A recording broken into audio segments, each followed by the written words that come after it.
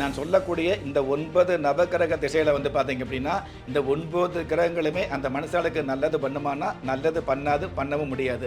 அல்லது 9 கிரகங்களுமே ஒருவருக்கு கெட்டது பண்ணுமானா கெட்டது பண்ணாது, பண்ணவும் முடியாது. அப்படிங்கிறது பொதுவான பிரபஞ்ச நவகிரக சாஸ்திர விதியாகவே இருந்துட்டு இருக்குது.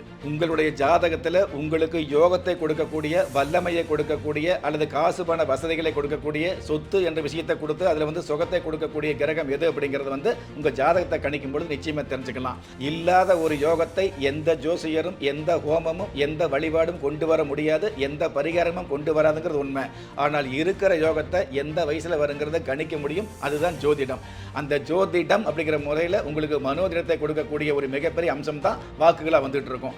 அந்த வகையில் உங்களுடைய ஜாதகத்தில் இருக்கிற 9 கிரகங்கள் எந்தெந்த ஸ்தான பலம் வாங்கி வந்திருக்குதோ அந்த ஸ்தானத்துக்கு தகுந்த மாதிரி உங்களுடைய வாழ்க்கையில் வந்து யோக பலனை கொடுத்துக்கிட்டு இருக்கும்.